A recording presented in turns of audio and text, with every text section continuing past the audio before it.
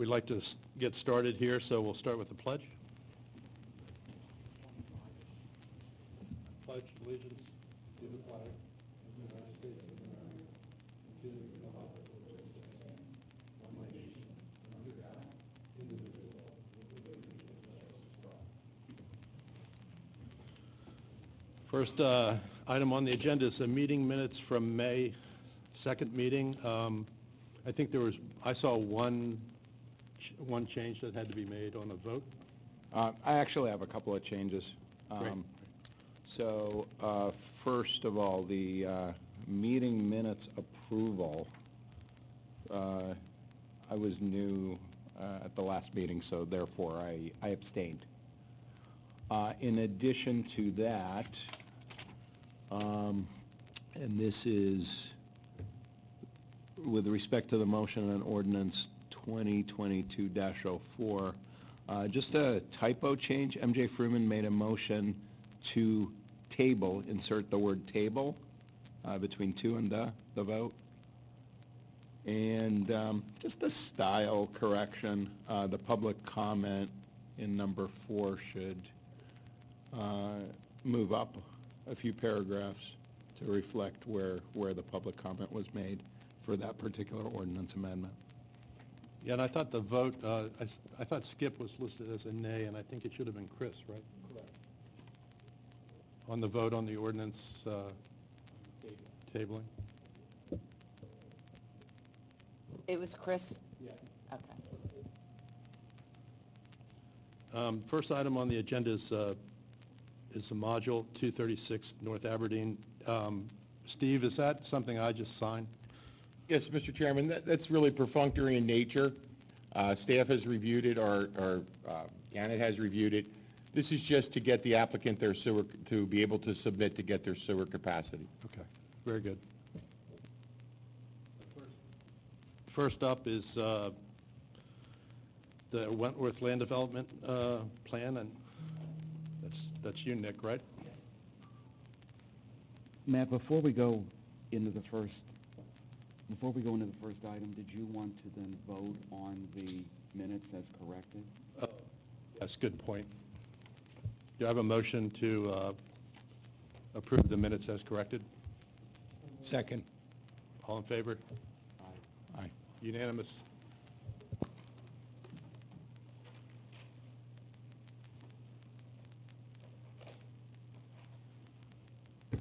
Evening, Nick Canalia representing the applicant. Rick Stratton is here from Chester Valley Engineering as well. This is a property, you're probably aware of it, it's behind All Seasons Flowers. All Seasons is here on Conestoga Road in Garrett Hill. And then there's that, right now I think it's being, it was a restaurant, I think he may be still using it as a restaurant. So currently it's the same owner. Rockwell has this property right here under agreement of sale. It is zoned R5, so it's not in the Garrett Hill district. It is R5 zoning, and the proposal was to build 2 semi-detached dwellings, which is a permitted use in the R5 district. The lot area, as you'll see here, is 15,000 square feet. We are proposing each lot to have equal square footage, that is 7,500 square feet. The R5 zoning requires 5,445 square feet, so we're in complete compliance with that. We're complete compliance with all the setbacks, impervious coverage, building coverage, everything of that like. There are comments. I was going to go over the comments if the board wishes me just to go through. It's a pretty simple plan, twin home in the R5 zoning district on 7,500 square foot lots. Mr. Chairman, if I may interrupt for one moment. On the previous agenda item, we do need a vote. I know I said it's perfunctory in nature, but we do need a vote to pass that. Okay, so do I have a motion to approve the planning module? Motion to approve the planning module. All in favor? Aye. Thank you. Sorry, Mr. Cornelia. No problem, Steve. So on Ganna Fleming's comments, on Roger's comments, the first one is about the planning module. I believe the planning module has been applied for with, or I'll ask Rick Stratton. Rick? Planning module exemption requests were sent into the township, but a full planning module will be submitted soon. Okay, then going on page 2 of Roger's comments, he mentions the maximum impervious coverage being 40% and asks for a breakdown, which we will provide. We are under the 40% requirement, but we will provide a breakdown as requested by Roger. 2 parking spaces must be provided per dwelling unit, and likewise, the parking cannot be within the front yard setback, as we know, that I think you're going to be looking at tonight. 2 parking spaces will be provided in the building. They are each 9.5 by 20, so they'll be underneath as you're coming in. So the required parking would be within the building and outside the front yard setback. So that ordinance would not be applicable to here. We did request a preliminary final plan on this, since it's only basically a 2-lot subdivision of semi-detached homes. So we will need a waiver for that we're requesting a preliminary final rather than just a preliminary and then a final plan. Item number 2, under subdivision and land development, a soils map must be provided, and we will comply with that. Number 3, that's the within 500 feet, you need to provide all utilities, easements, quarries, railroads, et cetera, that we will request a waiver for that. And I believe that's very commonly granted by both the Planning Commission recommendation as well as the Board of Commissioners. So we would be requesting a waiver for that, and certainly we can provide an aerial view, which is commonly provided in lieu of that requirement. Number 4, it must include sidewalks and pedestrian paths, and there's several comments on that, and so I'll address it now. Currently on Wentworth, there's sidewalk on the other side of the street, down probably about half to 3/4 of the way down Wentworth Lane. On the, I guess this would be the north side or the west side of Wentworth, there are no sidewalks all the way down. So if that would be required, we would request a waiver for that, because basically it would be sidewalks to nowhere, since there is none provided on this side of the street, but there are sidewalks provided on the other side of the street that do provide for pedestrian walkway. I mean, the other thing is that Wentworth is 22 feet, right? So it's Right. it's tight, and people park on the street. So Right. I'm not sure the sidewalk benefits anyone. Yeah, and we would not be parking on the street here. You know, we would be parking in the building itself. They talk, again, item number 5 talks about sidewalks and curbing. Item number 6 talks about the inadequate width and granting of additional right-of-way if the Board of Commissioners so desire to do, which again is a comment that Roger kind of includes in every comment, because it does say that in the code, so it's included in every comment section. In this instance, as you mentioned, it's a very narrow street. There is no other additional right-of-way granted by anybody else, and there's no real need to grant or the need for additional right-of-way in this area. Item number 7, that's a will comply. We will have to comply with that. That minimum curb radii at street intersection shall be 10 feet, and we must show that on the plan, and we'll comply with that. On page 3, item number 8, an easement with the minimum width for utilities, that's a will comply. We will comply with that and show that on the plan. Item number 10, again, the sidewalk issue that we addressed. Item number 10 is street trees, and we have not been before Shade Tree yet, Matt? Yeah, okay. Do you know if it's listed for? I'm not sure. Coming? Okay. I It should be listed for this month, I would assume. I would assume so, yeah. You know, so we intend to comply with Shade Tree, hopefully, if required. Out of curiosity, because the Shade Tree, does Shade Tree ever consider a payment in lieu? Yes, we do. Planning? Okay. Yes, if space is, if the space is inappropriate for a lot of planting, then we would accept that. Okay.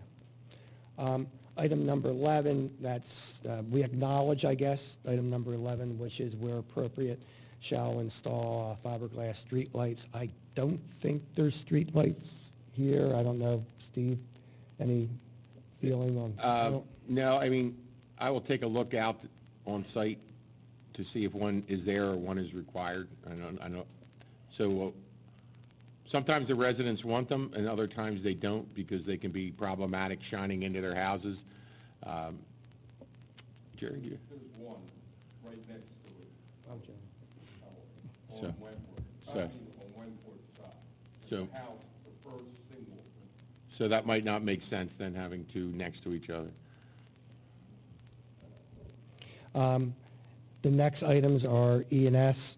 That's a will comply. I don't know if Rick needs to address that anymore, because I was going to turn it over to Rick to talk about stormwater. Thank you, Nick. Rick Stratton, Chester Valley Engineers. I'm going to go over some of the E&S and stormwater comments. As Mr. Cornelia mentioned, yes, number one is it will comply. We'll provide a detail for the inlet block. Number two is also will comply. We'll show a topsoil stockpile on site. And number three is a will comply. We'll revise the plans to show tree protection where appropriate. Number four is also will comply. We'll revise the plans to show the tree protection detail, the standard detail for Radnor's tree protection. Comment 5 says step 6 of the construction sequence indicates a 4-foot minimum cover over the top of aggregate. There's a discrepancy in our detail. We will fix that. That is a will comply. We'll fix the discrepancy so that that is consistent throughout the plan. On to page 4 for stormwater. Comment number 1, we'll provide calculations which demonstrate that the stormwater basin dewaters within 96 hours. I checked this evening, it actually dewaters within 72 hours, so I'm confident we can meet that requirement. Comment 2 is methodology to calculate the amount of volume storage that's required for the stormwater calcs. That is a will comply. We'll use that methodology and demonstrate that in the revised stormwater report. Number 3, we will provide calculations and a detail for an orifice within the stormwater system, which shows the correct amount of volume will be stored, and we'll show that on revised calculations and details. Same with comment number 4. We'll provide peak rate runoff calculations with the correct rainfall depths in table F1 in the ordinance. Comment 5 is a will comply. We'll provide a 20-foot wide access easement around all stormwater controls. Alternatively, we have seen a blanket easement across lots. We'll work that out with the township, whether or not we want to do a 20-foot wide easement or blanket. Comment 6, describe a description's needed on how each permanent stormwater control BMP will be operated and maintained. Typically, that's through an operation and maintenance agreement that the stormwater system will be maintained in perpetuity, and that's a document we will prepare and have recorded. That's also echoed in comment number 7, that the stormwater system cannot be altered without approval of Radnor Township. Comment number 8 talks about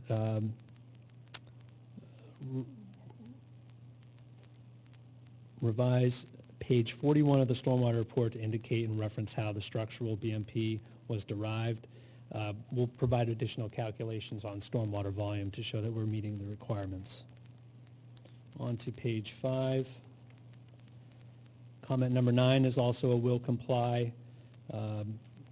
We will provide a summary of infiltration rates used for design.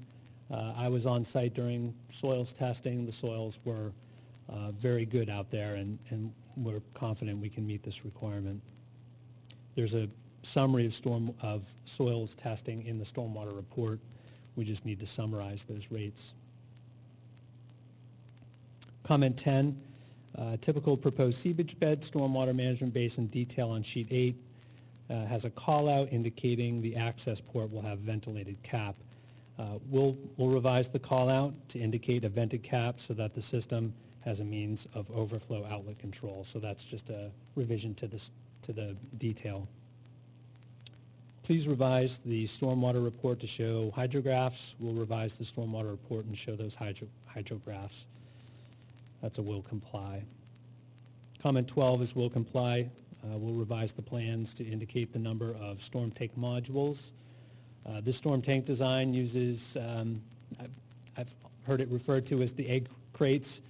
These are the modules in there, and we'll provide the number of modules required to meet the stormwater calculations. So we'll show that on the plan. Number 13, we will comply and revise the profiles to show the inverts and slopes. Number 14 is a will comply. We'll revise the plans to revise the profile. There's an inconsistency on there between the roof drain size, and we will fix that on the revised plans. Number 15 is will comply. We'll revise the plans again for another inconsistency in the roof drain size. Number 16, we will revise the profiles to show all utility crossings. The storm drain does cross a couple of utilities, and we will show that on all the profiles. Number 17, will comply. We need to fix a slight inconsistency in the pipe slope between two sheets. Number 18 is a will comply. We will get final approval with grading permits, which is, happens at the end of land development for the stormwater management design.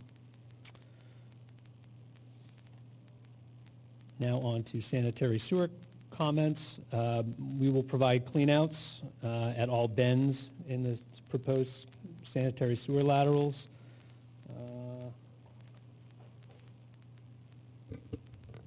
So those are here on the plan. I'm going to kind of trace those with my finger. There's a sewer lateral coming out of this unit here. Thank you, sir. There's a sewer lateral coming out of this unit here, and at every bend we'll show cleanouts. There's a couple of bends here which need to have cleanouts. The other sewer lateral comes out here, connects into the existing sewer main. There's a terminal manhole right here existing, and the two laterals for these units will tie in right here along this existing main.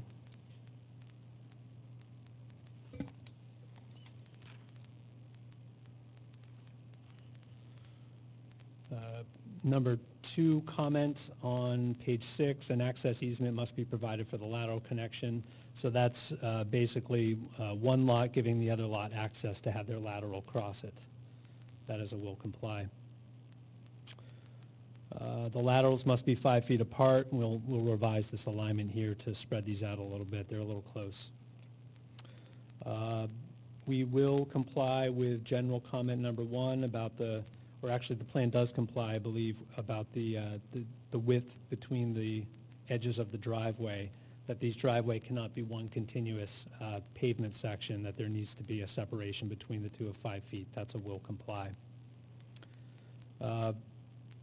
We will provide deeds recorded at the Delaware County at the time that the plan is recorded, and we will appear before the Shade Tree Commission and get their approval. There is also a comment letter from Gilmore and Associates dated May 31st. Some of the comments in this letter have also been in Gannett Fleming, so I'll just go over the ones that are new.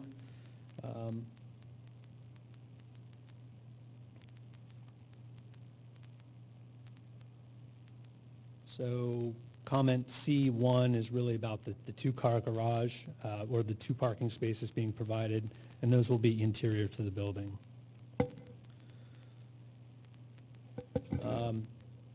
Saldo comments, we will provide a 30-foot clear site triangle, which shows that cars can safely exit this driveway and have good sight distance on either side. We spoke about comment 2 here about the cartway width. The existing right-of-way is 33 feet wide, and I don't think that we propose to change that.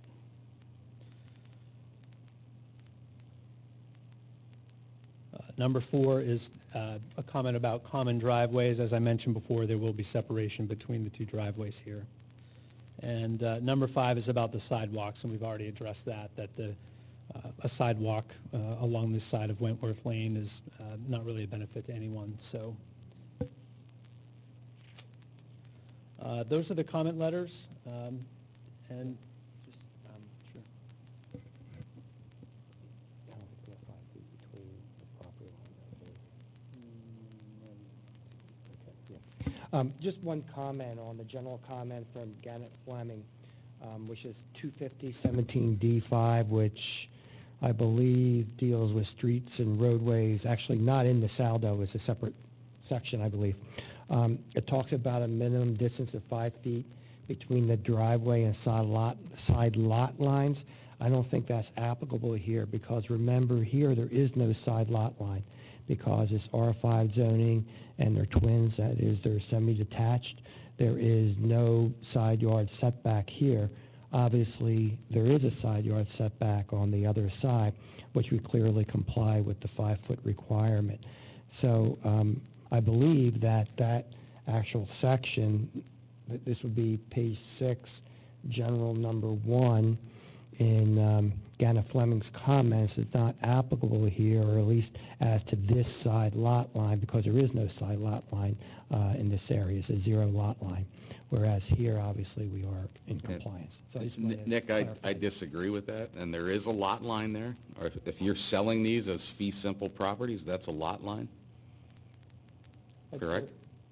But you're talking about side yard setback, and... No, I'm side not yard talking setback about a there. side yard setback. It's a distance from the side of the driveway to the side lot line. It's not a setback. Okay. I don't know, we'll have to look at that to see if we can comply or not with it. I don't, Rick, I have to defer to you on that, whether we can comply or not comply, and whether we need to ask for a waiver on it. Yeah, we'll take a look. I mean, we'll just have to look at the configuration of the garages and the driveways to make sure that And it might be applicable to ask for a waiver for that if that's going to create too much of a separation and you lose street parking there. So that may be something to consider.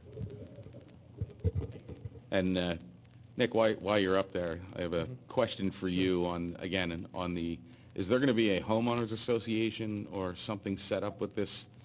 I doubt there would be. Yeah, Because there's no need to, yeah. Well, then something needs to be worked out with the stormwater system spanning both lots. Okay. There needs to be Something some to be- sort of an agreement between the two separate parcels that they're both responsible for that. I'm looking, it looks like currently it's approximately 3 feet, the driveways, the paved driveway area is 3 feet from the property line, so, we'd have to see if we can put 2 feet in there on each side, or ask for a waiver on it. Thanks, Nick. Roger, did you have anything else to say? Okay. Damon?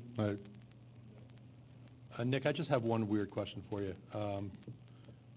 This 26 Wentworth was part of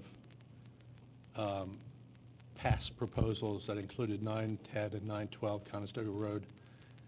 They were bundled, and as a matter of fact, on the Radnor website, there's a project description of 910 Conestoga, which was Garrett Hill Pizza, and property next to it, the Flower Mart, and Yeah, 912. and 26 Wentworth was part of that. This has nothing to do, this Has is nothing to do- completely detached. I just wanted that on the record, because that Right. project is, those properties came before us twice already. Yeah, they would be separate owners.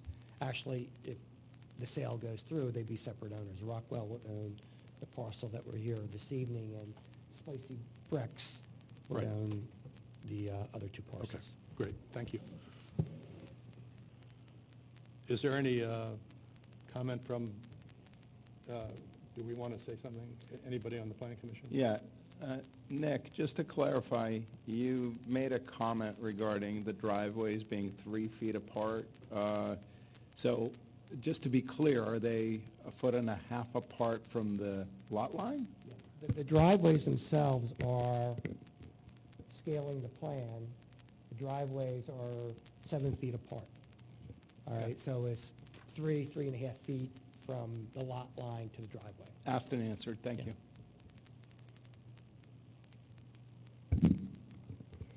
Any other commission comments?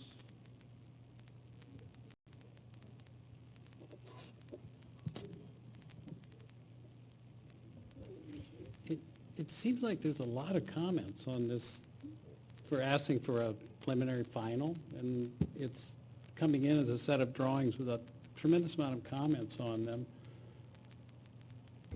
that can be corrected, of course, but I'm not sure why it just isn't a complete set of drawings. It's a pretty simple project, and Yeah, I think the main issue is the stormwater.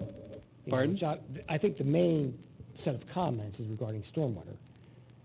You know, I think the other ones are kind of simple drafting comments regarding the saldo. The stormwater one, and actually, obviously, we can't get a grading permit until they've complied with all the stormwater requirements, you know, even outside of what is approved here this evening or by the Board of Commissioners. So I don't know if it's really that many. It's the first time I know that this board has seen the plan, but most of the saldo and zoning comments are drafting type comments. but finding 5 feet on each side of that property line, so there's a 10-foot zone in there? That'll, Yeah, that's right what- now it's 7, approximately. Yeah. 7.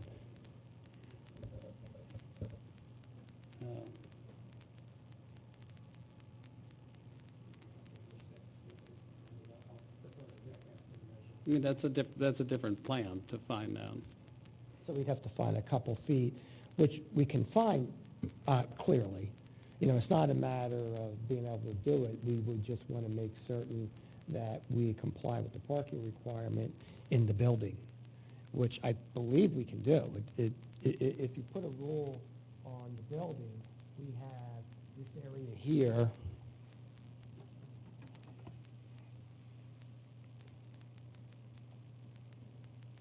From there to there, we have 42 feet. Is it 20? Yeah.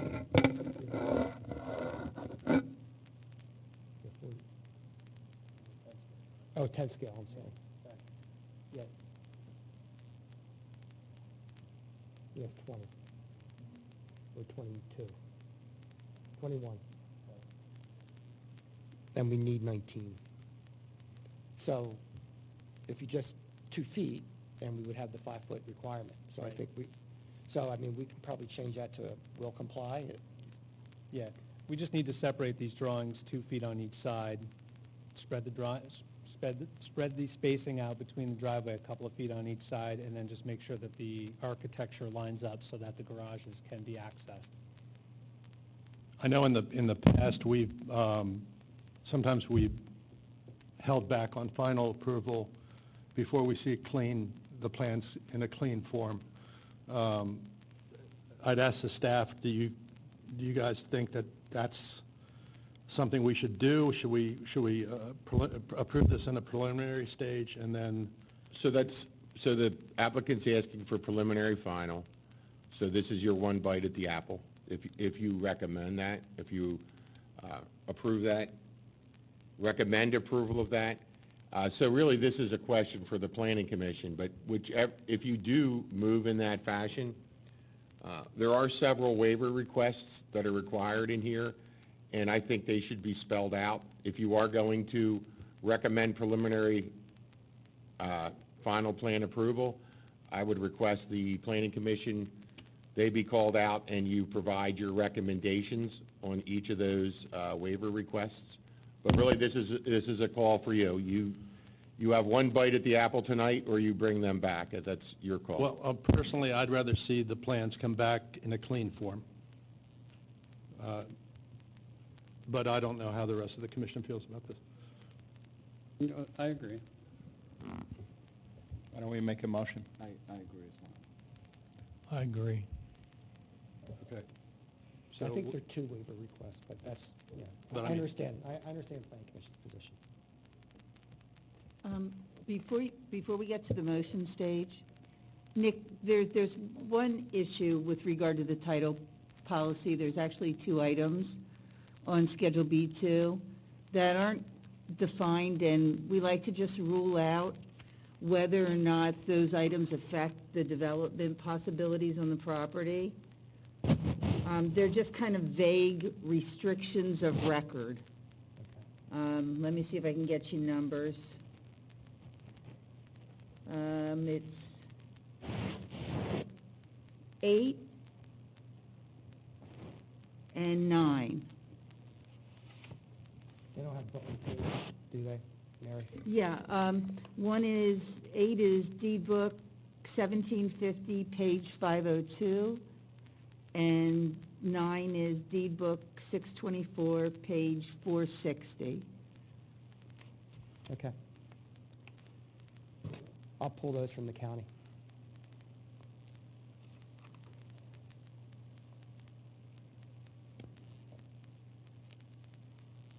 Do we want to, oh, sorry. And just to remind the planning commission, you do have, it is possible, unless the applicant just wants preliminary final, to grant preliminary and have them come back later for final. That's also an option. that was my that's how I would go with this. I don't think we should table this. I think we should vote on preliminary approval. Yeah, I know, yeah. Yeah, we obviously, we prefer the waiver for preliminary final because we would be delayed. As you know, you have preliminary plan, you have to go through the preliminary plan process, then you have to file a final plan, is probably adding at least 4, 5, 6 months to the project. You know, and it's a relatively simple plan, and I tend to agree that there's some comments here that Stephen mentioned that we should show on the plan, so we can reduce the number of comments in that sheet, and I know the planning commission always likes to have as few comments on the comment letter as possible, so we'd be willing to go that route. It's just such a minor type of development that we would still like to pursue it through a preliminary final type process, just because, again, you know, it would probably be like a 6-month delay before we got final approval and everything. So your preferred recommendation would be for the planning commission to table it this evening so you can come back and get a preliminary final perhaps next month? Yes. And in the interim, if that motion is made, would you be providing a waiver request letter? Yes. Great. So, Mr. Cadillo, I'm seeing 4 waivers, Okay. and Mary has a few preliminary final, the 500-foot Right. utilities, sidewalks, and curbing. And I think Mary has Right. some too. So there's quite a few. Right.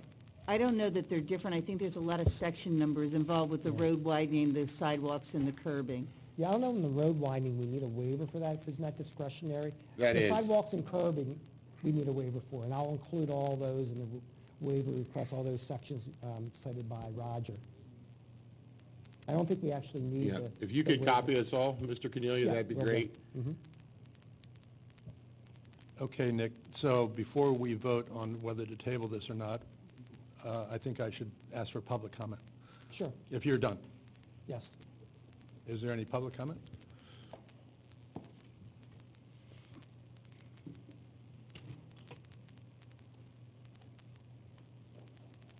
Good evening, Jerry O'Connor, I'm from Garrett Hill.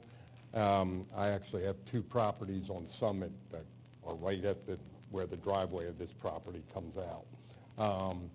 I think we're pretty happy down there that houses are going in here because we really thought we were getting a parking lot, and that really wouldn't have made us happy. But I think what I'm looking at, is there any drawing of what the final product is here? I mean, I've looked at all these plans, and they look fine. I mean, but what it's finally going to look like? Oh, Greg Lingo, I'm the owner of Rockwell Custom. We designed the footprints based on, we're building the same product in Newtown Square. Yeah, I'm sorry. We're building this same product in Newtown Square in a community called Ventry, right on Westchester Pike, the old Edgemont Country Club. Yep. So we were planning on taking 2 of those carriage homes, putting them together, and that's kind of what we spaced out here. okay, great. And those house designs can be seen on our website, On, on rockwellcustom.com. oh, they can be Yep. seen, oh, okay, all right. That's good, thanks. So could I, Is it okay if I wear my mask? Okay, great. My name is Dee Delaney. I live at 229 Williams Road. My house, the backyard abuts against the house on Wentworth, 40 Wentworth, all of our backyards, right? So the thing that I'm concerned about is stormwater management, because the properties on, like Jerry's side of the street, that's a higher grade. So the water from his side of the street comes towards where our properties are on Wentworth, and they go into the backyard, and they go into our backyard. And during heavy rains, they can end up in the basement. So the original property, I think, of where this house is, was sort of, well, actually all the properties on that side of the street are graded lower than the street itself. So in heavy rains, water crosses the street. It never makes it down to the storm drain. It goes down the driveways into our backyards. And you just like sort of sit there and pray during these training rains. When are they going to hit our Bilco doors? And that's what it is on the ground. I've been in Radnor Township for like 28 years, 24 of them on Williams Road. And so I don't know. I know that they have some sort of water drainage system in the ground, but I'm thinking the house is going to be at least on the level of the road is, or maybe a bit higher. And other water, in addition, can come into the road, go down our driveways, their driveways, and into our backyard. So I don't know if that's what it's like on the ground there. So I don't know if that's anything that's being addressed or if people even know about it. Dan Malloy, who was an engineer at one point, he approved carving out a channel on that side of the street to try to keep the water on the street, not going into our yards and down to the drain. Since then, there's been work on the road with utility pipes, and then it's been repaved, and now it's like even with the driveways. So we're back to where we were. Okay, that's it. Thank you. Roger, does this property, is it going to contain, I mean, it's not, the runoff is it going to be an issue on this property as far as you can tell, or? It shouldn't be. Like I said, this, when it's complete, will meet the ordinance, the stormwater ordinance, and maybe Mr. Stratton will take them through the system real quickly, just show them where the drains are in the front. Sure. So Wentworth is here. The outline of the building, semi-detached, is here. It's a relatively flat lot. It does sort of drain in this direction towards Wentworth, according to our survey. And the closest public storm drain is about 270 feet down the street here. So there isn't really a public storm drain to tie into with our system. We are proposing some yard inlets around the property. All the roof runoff will be routed into the underground infiltration basin. There are trench drains at the end of the driveway. So, 99.9% of this lot will be drained and contained on the lot and will drain towards the infiltration basin in the back of the lot. And our stormwater report demonstrates that, and we'll address some of the comments to further demonstrate it. I think the public comment that I heard was there was a concern that water that is not generated by the new structures or on the property is going to come across the property and head towards their house. In other words, the height that you grade the property out at when you do the construction could impact the passage of water over your property to their property. Right. I mean, there's only so much we can do. We can only grade upon our lot. We cannot fix what's going on other lots. We do have a yard drain down here and a low point in the corner. So anything coming across here would get into that yard drain. So, I mean, we're limited as to what we can do. We can't really grade on other people's property as part of this project. We can do the best we can to manage what's on our parcel only. And the proposed conditions will be an improvement in overall stormwater. I don't know that we can fix all the legacy issues, but we can certainly make this lot better.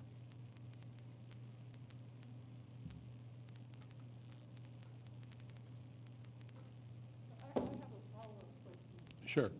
And that is like, when you're like figuring out how much rain you're going to need to, because of the climate change that's going on. Yeah. So the training rains, I mean, when we get those, and it's all around the township and everywhere, it's like it's over and over and over and over again. And how does your sediment system, I mean, you must fill up? Can you, How long does it can take you for water speak to into get- the microphone, please? Oh, so sorry. Anyway, I'm concerned about the heavy rains and how those systems are how are they calibrated, and how long does it take for them to fill up, or even to get into the ground when it's just pouring rain? Anyway, that's my question. Thank you. That's a good question. The township has an ordinance with design rainfalls that we design to, and what we do is we look at what the lot is today, and we analyze how much rain is generated by this lot today, and then we do a calculation to figure out how much rain will be generated by this lot at the end of the job, and we manage the difference between that, and we actually improve the runoff so that the runoff at the end of this job will be less than what's coming off today. But we use design storms that the township has listed on their website, and occasionally those storms are updated according to rainfall statistics. Thank you. So, any other public comment? I don't see any. Should we I'll make the motion that we table this for a month so they can address the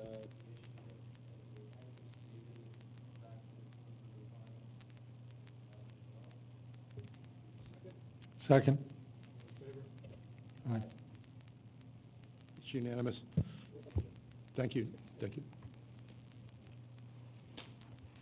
Next up is 1001 Eagle Road Land Development.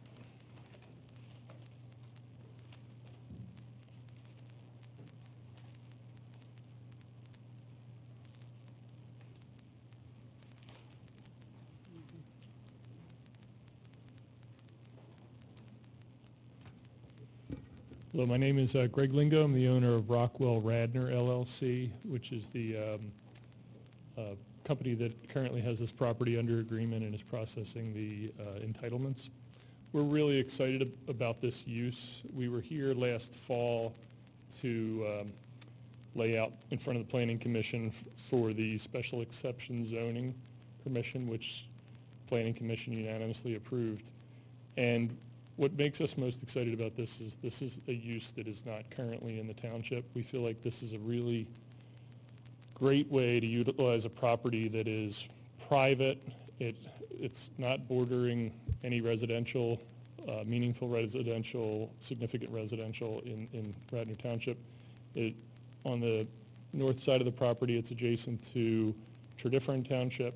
To the left there, it's Valley Forge Military. To the right is Cabrini. The property is currently zoned institutional. So we feel that this is a really good use to get, it's a need that we have here. I mentioned when I was here last fall that as my dad was a Radnor resident and aging in the township, he had to leave the township in order to move into a life care residence, which is what we're proposing here. We are absolutely not looking for a vote tonight. We're just trying to further the discussion.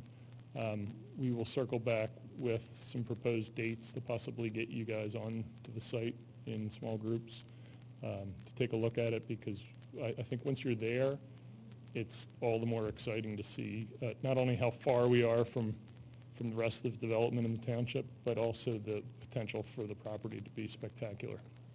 We've had 8 meetings with neighbors on site, and those meetings have generated a better plan. It's been, we've moved the development more to a kind of a cluster area from where we were initially before we started meeting the neighbors. And we've tried to address questions or concerns as they came up. One of the things that you won't see on the plan here tonight is we've gotten feedback from one of the neighbors that they'd like us to try to preserve there's an old, we're going to call it a gatehouse as you enter the property, and we'd like to keep that as well. So the next version of the plan, Mr. Lambert's going to add that on there in hopes that we can renovate it and keep it there. But other than that, I'll have Rob present the plan. Just wanted to thank you again for the time and keep working with you as we progress this plan further. Yeah, thank you. I can tell you Shade Tree is, I think, already scheduled for site visits. Great. And it makes a huge difference to these commissions to actually be able to walk a site, not just look at plans. So we appreciate that. Great. Good evening, Rob Lambert with Site Engineering Concepts. One of the things that I've attended a lot of the neighbor meetings, immediate neighbors said when they get up to where we have the meeting is they didn't even know that was up there, right? Is the area where we're proposing the development is really up on a plateau, right? So there's Eagle Road, which is in the bottom left, is much lower. The driveway makes its way up the hill, and then you get up to this plateau, and there's 2 classroom buildings up there now. There is, let's see here, tennis courts, a swimming pool, a climbing wall, some, I don't even know what they call it. It's like outward bound type areas in between the trees. There's a softball field. So this area, people really don't even realize it's up here. St. David's Golf Club is right off to the top of the page when you look at it. So starting at Eagle Road, we're proposing a driveway in the similar location or the same location as currently exists. We have to recontour that right now when you drive in off of Eagle Road. It's pretty abrupt when you drive up that hill. So we would change the grades there. As a result of changing the grades, that does changes the grades of the driveway all the way up to about this point. And then it flattens out before climbing back up to the top. And so we were very careful laying out the driveway to the use, is avoiding the steep slopes. As we experienced on the property across the street was, the steep slopes, even though there are 26 homes on the site that were built and have little areas of steep slopes around them that were clearly man-made, we don't have any plans for any of those slopes, and so those are, we cannot touch those. We're proposing, Greg mentioned the gatehouse, and so the next version of the plan, we didn't amend this after talking with the neighbors, as filed it, we wait for the review letters, so we'll kind of do a larger plan amendment all at once and see about incorporating that back into this plan. We are keeping 5 of the homes along the Valley Forge area here. There are 2 buildings here. I believe they are used as homes now, but looking at using these buildings potentially for facilities type office, maintenance offices for the property. And then as you get up to the top of the hill, we have kind of a central core parking area to service the buildings, which is above ground. There are the building, which is kind of a circle shape. This is the personal care / memory care building, and so this would have a higher level of service than the other buildings. The feedback from operators is having something that actually is a circle actually worked well for their use to allow people actually to walk around inside. The other buildings that you can see are all really the same building. There's 6 of them, 1, 2, 3, 4, 5, 6. are independent living. And so they would have either 1 or 2 bedroom independent living units. And then we have a core, I refer to it as the clubhouse, kind of the common area for the buildings that would have your eating areas, dining, meeting rooms, workout facility, things like that for the residents. Continuing all the way around, we brought around a loop road for access.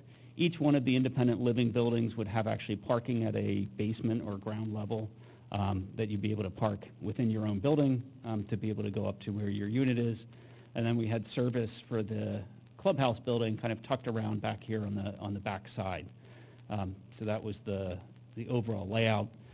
There are, right now, the interesting thing is we have about the same amount of impervious proposed as currently exist on site. Currently, there is no stormwater management on site. We are proposing fully compliant stormwater facilities. I think there's 7 underground basins throughout the property that will collect the runoff from all the proposed improvements. Let's see here. Landscaping, Matt mentioned Shade Tree. We attended Shade Tree, I believe it was last week. We will be meeting with Shade Tree on site later this week in 2 different meetings.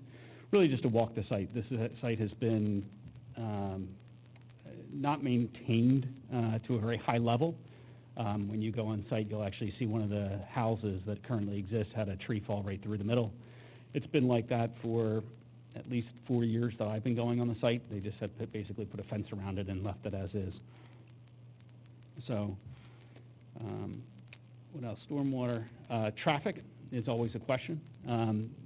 From a traffic generation standpoint, senior living facility like this is one of the lower traffic generators, right? It's a PI use. You could have a private school move in here. There are private schools actually looking for property, so you could have a private school which would have a much higher peak hour traffic generator than this use. Eagle Road is a PennDOT road, so we will be getting PennDOT permits for this. Looking at the site distance, this is the optimum area for site distance. One of the comments in the review letters was about preparing that site distance and clearing, and it's really between the driveway and going east. Right now there's a fence and a lot of vegetation that inhibits your site distance. If you do visit the site, pulling out, you'll notice that. But if you could imagine that fence and everything being gone, there is plenty of site distance looking east. I believe that's really the project in a nutshell. Happy to answer any questions. As Greg said, we're not looking for a vote. I didn't plan to really go through the letters bullet by bullet. We received them. We don't see anything that is problematic in the letters. We believe we can address all of the letters that we've received. Yeah, I think when I looked at the letters, I thought this is something that needs to be, you guys need to take more time on this, on getting those answers. And so I appreciate that that we're just hearing information tonight. Yeah, my time on the site, I feel like the access roads could be an issue. They're tight. I mean, they're tight and steep. I'm not sure that driveway would even be compliant today. As it exists today, no. Yeah. And that's why it's a little bit circuitous through here, is because we're actually reducing the slope of that to get more length. And be able to make up the elevation change. We've lengthened the amount of driveway. And then, Rob, when I was on top of the plateau, you called it the plateau, I thought it was very tight turning, even my SUV around, and I was thinking fire trucks, emergency vehicles, how, that has to be something that's deeply thought through. So a lot of that whole area that you're driving is all going to be removed, right? Really, everything up there is going to be removed, and this will be the entire new layout. So we have the turning templates and everything else that'll go through for both service vehicles, emergency vehicles, and automobiles making it through that site. Yeah, the other thing, Greg, my parents were in San Antonio, and I think I mentioned this before, and Incarnate Word University had a tiered facility like what you want to do. And one of the biggest problems they had was parking. Visitor parking, because the independent living folks had a lot of company, and they had cars. and it was on Broadway in San Antonio, so that it was a major collector, and there were issues depending on the certain times of the day when you were there. So that's just something that, you guys have to remember, that it's not like a Sunrise facility. It's more, this is a place where people are active. You have ratios yet in your head about how many people in certain categories would be in here, or? We've interviewed so far 10 different management companies to manage the higher use building, and it's our intention to continue ownership of all the buildings and construction of them. The independent living, we don't have a breakdown on how old the folks are, but what we are told by the experts so far is they have one car in the independent living typically, and that they're not driving during peak hours and that type of stuff. I understand the point on visitation, and we'll make sure that we comply with parking ordinances.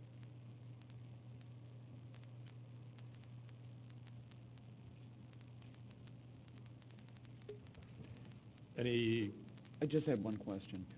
With the 5 houses that are going to remain on the left side of the property, Yes. are those going to be private residences, or?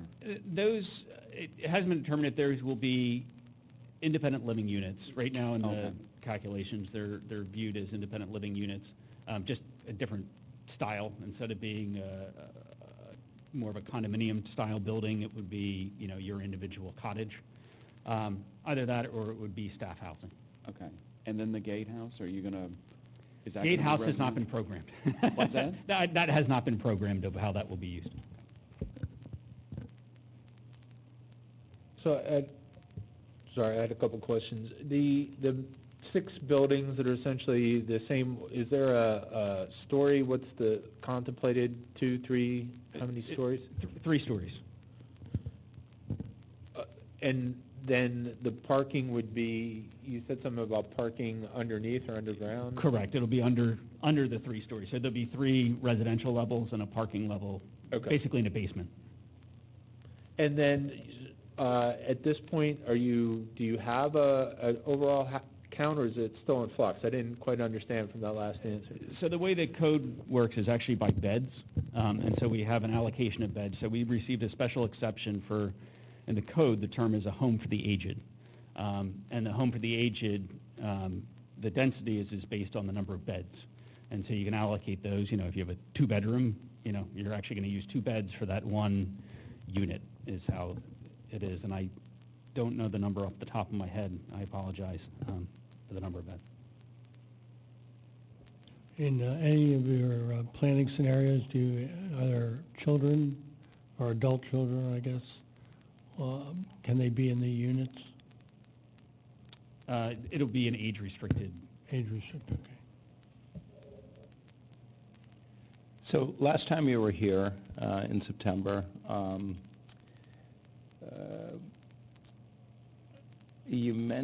somebody mentioned emergency access driveway off of Lynch Road. Have you contemplated any of that, given how circuitous the driveway is? We've looked at that. We have not pursued it further. There's some grade issues. There's an existing bridge there in unknown condition because there is a stream. So going along Lynch Road is a whole stream corridor along there. So we did meet with the fire department to review emergency access. They did not have, they did not have any concerns with our layout. Gotcha. Last time you were... Mr. Lambert, I did just speak to the fire company today, and I apologize. So, if I missed it while I was outside the room, there was concern with the 1 radius entering. I don't know if that's marked. That first radius. Which radius? I'm sorry, the second radius as you come in. This? Yeah, and also, if you follow it all the way around to the cul-de-sac, perhaps grass pavers or some way for them to cross into the parking lot and go out that way? One big loop? So grade-wise, we can talk about this offline. There is a possibility, there's one of those small bands of steep slopes that I mentioned that we did not touch any of the man-made steep slopes, with the exception of one that we actually have a permit plan for. We have the permit plans for when Cabrini built the softball field, and there are some slopes that we have a plan that show them being created about in this area. But there is a small band of slopes right at the end of that cul-de-sac. We would actually be able to connect it to our service area with a driveway. So we can talk about that offline. Coming back up to the parking lot, there's 12-foot, 14-foot grade change, so we wouldn't be able to make that connection. So last time you were here, somebody mentioned perhaps providing sidewalk access from the site to the surrounding neighborhoods, maybe as far as Wayne Business District, and you mentioned that was probably challenging. What I don't see on your plan is any sort of walking paths for the seniors to be able to exercise. So it's a little bit, let's see if I can zoom in here. Okay. So we actually do have a loop, so on the sidewalks. So all the sidewalks are actually ADA accessible around. There is a section in here that actually has a set of steps. So if somebody did need the accessibility, they'd actually have to go into a building to go up. But there is a loop that we've kept really kind of up on this plateau.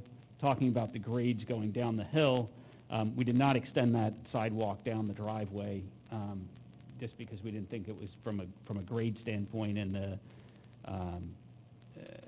the customer here would not be using that steeper section. Got it. So are you contemplating a shuttle for the residents to reach the central business district, or? Yes, there would be a shuttle for both residents and also staff.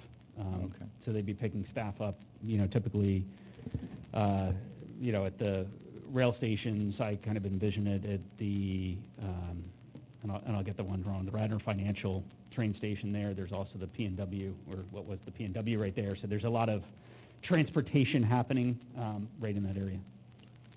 At the last meeting, you also contemplated 25 staff. Has that changed materially? I do believe I have updated numbers on that.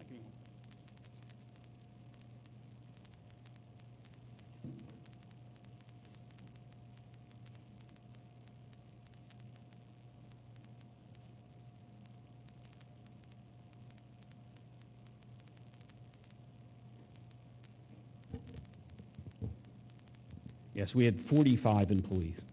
45, got it. And their comings and goings would coincide general business hours? With this use, actually, they're typically an off-peak switch. So it was usually 6 a.m. I believe this shift was 6 to 2 or 3, 3 to 11, and then 11 to 7, or however they break it up. But usually they have the staff there before people are typically waking up. They kind of switch middle of the afternoon for new staff to come in for the evening and dinner, and then an overnight shift. Obviously, the overnight shift is going to be a much smaller staffing. The 45 was kind of the peak staffing. What were your thoughts regarding the traffic study that was conducted on October 21st in the peak of COVID?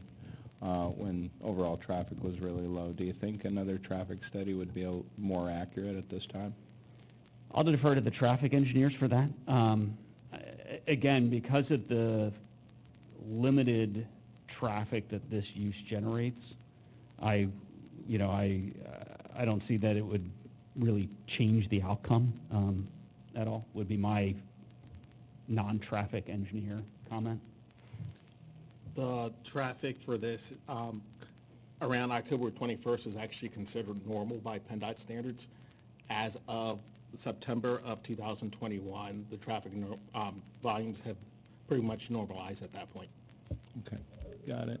And just one final question, if I may. And I really appreciate that this is a new use for the township, and seems like the township needs it. Are there any plans to make any of the units affordable? I know it's not a requirement here, but are there any plans to provide for folks that perhaps?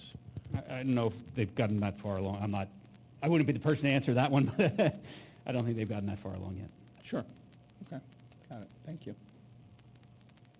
Yeah, my only other comments are, I think I alluded to this the last time you all were in front of us, was with the two schools being right, your neighbors. What happened with my parents' setup was they could audit classes. Nursing students at Incarnate Word were employed by the facility. So there's a lot of cross-benefit to having those two schools there. So just we have met with Cabrini and talked to them, obviously at a very high level, about a lot of those opportunities. They had the same comments. They have nursing students that would, love jobs, and that they would love to have some of the seniors with their experience come in and audit classes, go watch a game, go, do all these things that are going to be right next door. sounds great. What do we do to take next steps to maybe get a site visit? I'm happy to look at calendars now, or if we want to do it offline. We could do it offline. We can schedule Sure. it offline. Sure, just like you did with Seth. Yep. And Shade Tree, great. Other staff or commissioner comment? Yeah, I'm going. Is there any public comment?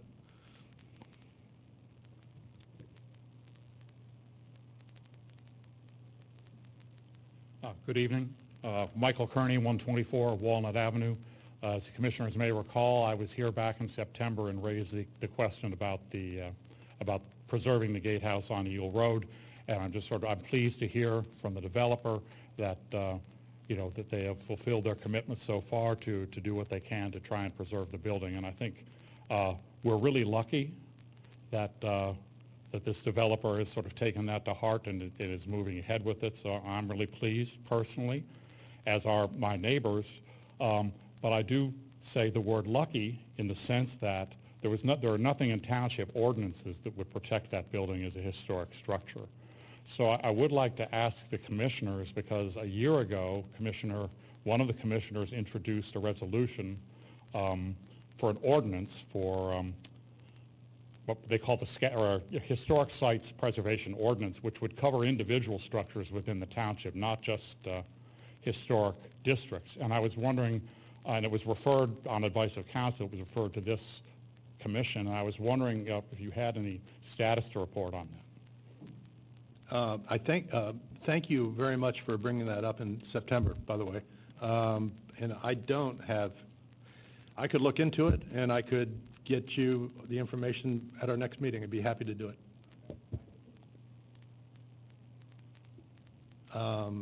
Any other public comment? Well, I guess thank you all for coming and presenting, and we'll look forward to our site visits and next steps. I'll reach out to Steve and get that. Perfect, Rob, thank you. So our next business is old business. You all remember in May, we had a discussion about the, let's see here.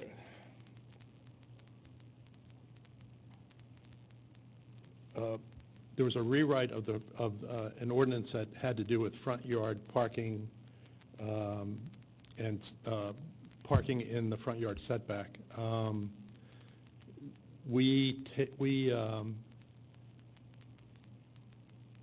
We, in May, as my memory serves me, we decided that we would take a shot at editing the ordinance that Kevin Kochanski presented in a way that what I was after, and I think some other members of the commission were after, was to rewrite the ordinance in a way that it would be more specific. It would be specific to what was causing the issue, the issue in the first place, which was pretty much garage conversions in the township. And I think at least what I was trying to do was if we're going to do a zoning rewrite, create an ordinance that was specific to the problem. So, and didn't actually address township-wide, didn't take the problem, didn't take the solution to the problem township-wide in a way that it was outside the relevance of the problem. So MJ and I talked to land use attorneys, we talked to the public, we talked to zoning officers in other townships around us, and we took a shot at an edit of Kevin's ordinance rewrite. You guys, you all received a copy of like what our thought processes was in going into this. Just so you know, the Board of Commissioners last Monday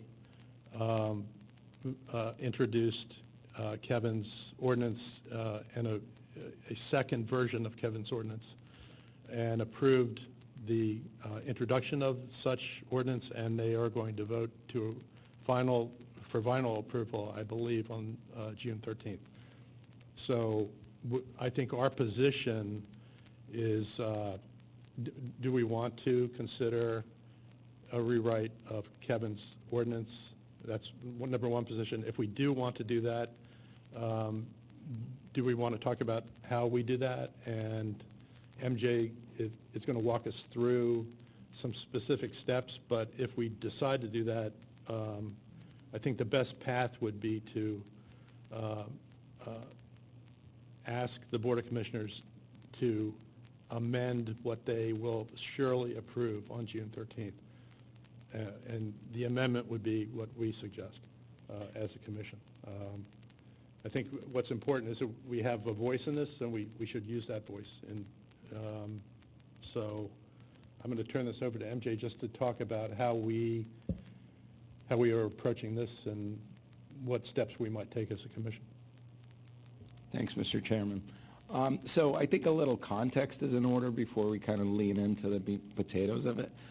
So the Board of Commissioners, actually Kevin Kaczynski from staff introduced this at the Board of Commissioners meeting on March 14th. And this was ready for our consideration on April 4th. We didn't meet on April 4th as a group, so this got pushed to our meeting of May 2nd. So we want to acknowledge, first of all, the Board of Commissioners for letting us have a second bite at the apple. They definitely don't have to consider our comments. But at this point, I think the board has been waiting for our commentary for 84 days. So just to be clear. So, you know, my sense, and I think the chairman shares this, is that after reading the amendment and hearing from the public, both for and against the version 4B, that number one, we want to be sensitive to the residents that actually can benefit from this amendment. We want to be sensitive to the residents that have these modest lot sizes, small driveways, and front-loaded garages that they can't really use for the intended purpose, which is parking the cars. That being said, the Planning Commission did have some significant concerns that this amendment, version 4B, if enacted, it would have a negative impact on the township at large, where the rest of the township is not impacted by the same issues. And because the ordinance that's being amended dates back to 1992, there's no clear record of the intent behind it. So we had to sort of read the tea leaves. So we wanted to be thoughtful and mindful and examine the potential implications of the amendment. So some of our concerns were that version 4A and 4B, they didn't specifically call out the intended beneficiaries. And what we wanted to be sure that instead of just simply allowing parking in the front yard setback, that we limited the relief specifically to those people who, number one, were actually converting their garages, and number two, people who have run out of options where their two required off-street parking spots would be located. In addition to that, we wanted to limit the relief to single-family homes only. And we wanted to make sure that the garage being converted was actually attached to the single-family dwelling. And with these four elements, we felt that this amendment, redrafted, would actually balance the residents' need for relief and at the same time preserve the health, safety, welfare, and most importantly also character of the neighborhoods in Radnor Township. So this is basically the outline of the four elements that we propose tonight.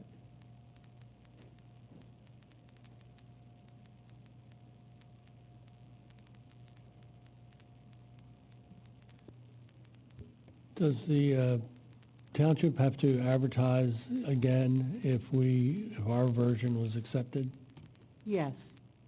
So if we could make a suggestion to the Planning Commission, if what Mr. Furman put forth is what you would like to recommend to the board, understanding that the commissioners have already approved the advertising and this will be back before them in the 4B form, perhaps a recommendation could be made from the Planning Commission for your consideration that the board adopt what they wish to adopt, which in this case may be Resolution 4B, with the caveat that the Planning Commission recommends the four items that Mr. Furman put forth be amend that ordinance to note them as soon as possible thereafter. So in that way, we address two things: the board's desire to pass the ordinance and still incorporate their wish that they hear from the Planning Commission. So in short, a recommendation could be from the Planning Commission, Board of Commissioners, adopt the ordinance 4B as you see fit, but as soon as possible on the heels of that, we recommend that the following four items be inserted into that ordinance. Well, we're inevitably an advisory body, and if they choose to go forward regardless of our recommendation, of course they can. I guess what I would rather see us do, if we can do it, is that notwithstanding the ordinance that you're about to vote on the 13th or whatever, we recommend that you incorporate these four items instead. And that is certainly one option. My suggestion was just to obviously the Board of Commissioners wanted to hear what the Planning Commission said. Mr. Furman was there, Mr. Golitz was there. They made that very clear. Anecdotally, I will tell you, I'm not a board member, but what I felt that night at the meeting is they also wished to get this on the books quickly so that the affected people can start to do their work. We heard from homeowners, the one gentleman has all the building materials sitting in his garage, waiting for something to happen, and another similar story. So if the recommendation from this Planning Commission was to, board, move forward as you see fit, but we recommend these four items become part of that ordinance as quickly as possible. Because if what Mr. Kuhn is talking about will require another re-advertising, another going back to the Delaware County Planning Commission, so at that point we have nothing on the books. If the board were to pass what they have in front of them at the 13th meeting, and then immediately, if they so please, if they so wish, take these four comments, have the solicitor insert them, they can re-advertise and get all that done. But in the meantime, folks can move forward with their projects that are literally hanging, waiting for this ordinance. Just a thought, sir. Yeah, I mean, I think that's fair. I mean, I think we haven't been dragging our feet, but, I mean, I think there's some perception that we weren't as quick, we didn't as quick, react to this as quickly as we should have. Part of it was because we didn't meet. But that's the reality of it, and I think that, I think it's our best and fairest shot, actually. I think we have to be sensitive to the residents' needs, and I think some of this is a foregone conclusion in both proposals, so we share that, and I think we need to move along. So, anyone else? If the planning commission agrees with the 4 comments, I can do a draft of the ordinance with those comments inserted almost immediately and send that along with your recommendation.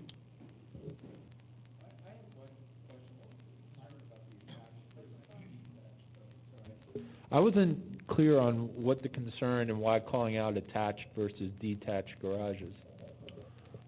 So the intention here is not to allow the creation of what would be an accessory dwelling unit without some sort of zoning oversight. That's the distinction. We didn't want to create nonconformities.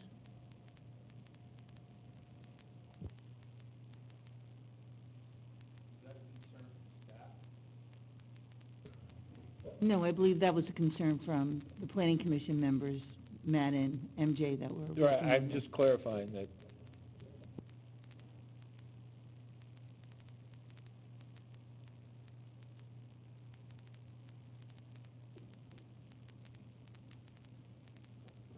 Anyone else have any commission comments here?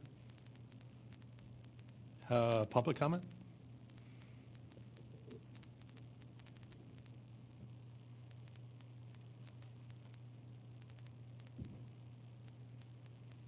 Hi, Baron Gemmer, South Wayne Avenue. Skip, Mr. Kunda, I believe I agree with your comments, but I will defer to Mr. Norsini. I think his represent the realism of the current board, and I've talked to some of the Board of Commissioner members, and I think that's what's going to happen. So their kind of thought process is they want to get this passed to help the people, and then just have this wild, wild west where it applies to everybody as a short period as possible. So what Mary suggested would be great. I appreciate what MJ has laid out in terms of the points. I think those are great in terms of limiting it. I might want you to consider one more point, because this also doesn't restrict if it's a back-loading garage or a side-loading garage or where the parking ends up. So as is common in a lot of the zoning sections, subject to approval of the township engineer might be another condition you want to add, because otherwise folks might actually have on a side-loading or rear-loading garage parking spots available that are perfectly conforming and no need to take advantage of the front yard, or by the same token, have them remove, huge amount of driveway and park closer to the street. And I think instead of trying to regulate it by distance from house or some other thing, just having the township engineer approve it so that he would approve the minimum number of spaces in the front yard setback as necessary, or approve where the remaining spaces are that even conform. Mr. Gemmer? Yeah. I think based on the 4 items that Mr. Golis and Mr. Fruman laid out, I don't think that inserting a clause about the township engineer in the ordinance is necessary, because one of the things that I think was Mr. Golis pointed out is that you don't get the relief unless you need it. And that decision will automatically go to the township engineer or to Steve, who is an engineer as well, to determine if there are sufficient parking spaces elsewhere on site. So one of the comments they made is exactly that. I think they already covered it. Okay, I didn't hear that in the conditions, that it was subject to that. If it is, then that does cover it, and I appreciate that. That was my concern, is that it wasn't them getting to choose, and if there's conforming spots, they just take the conforming spots. So I appreciate the narrowness. The reality is, I think 4B is going to get passed, and then we just need to get this on the heels, and I thank the solicitor for clarifying that that other issue was already taken care of. Thank you. One of the questions, I have a question that I wasn't certain about. Is it conversion or conversion and destruction of the garage that the planning commission would like this to apply to? I mean, if the garage is dilapidated and it's destroyed, well, I guess in that event, the space where the garage used to sit could serve as a parking space, so thought that all the way through as I was speaking.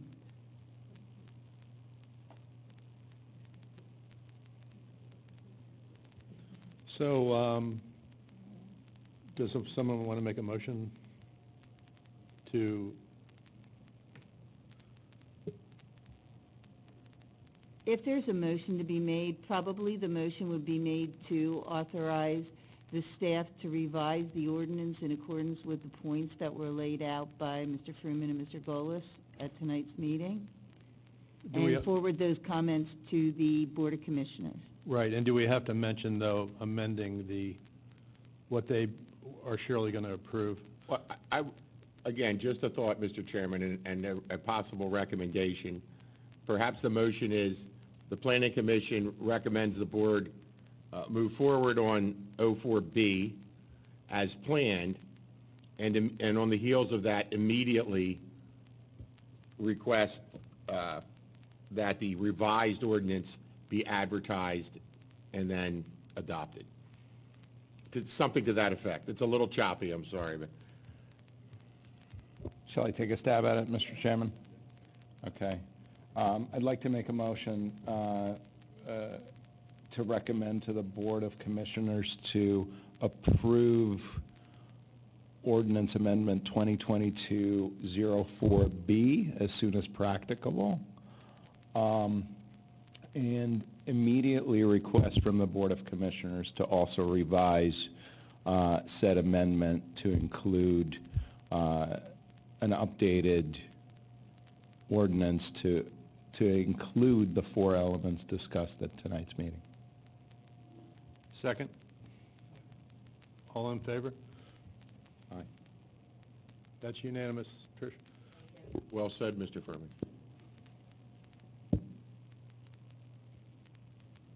We don't have any new business, as I see. Our next meeting is July 5th.